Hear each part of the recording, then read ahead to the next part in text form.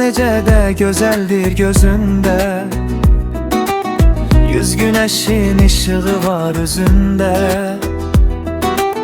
Fərqi yoxdur əlinin də yüzündə, hər günümə, hər alıma hakimsən. Mənə ilham verir şux gözəlliyin, büllur kimi saf təmizdir ürəyim. Baş açmıram heç işindən fələyim, sən ağlıma, kamalıma hakimsən. Gecə olur sənsiz keçən gündüzüm, qalmır məndə nə bir taqət, nə də özüm. İnan bir an olsa gülməyir üzüm, həm halıma, əhvalıma hakimsən. Gecə olur sənsiz keçən gündüzüm, qalmır məndə nə bir taqət, nə də özüm.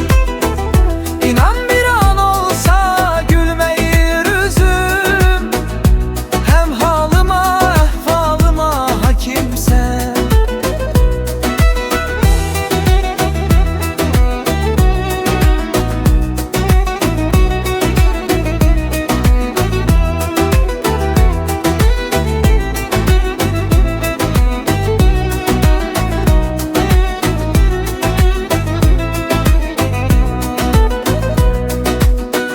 Sen tek sevdiğim, tek seveceğim. Dünənim, bugünüm, xoş gələcəyim. Sen həqiqətim, sən gerçeğim. Əqidəmə, amalıma hakimsən. Sen sevgi bahçamda yeganə gülüm. Tek sen pənahım, sen ümmüdüm.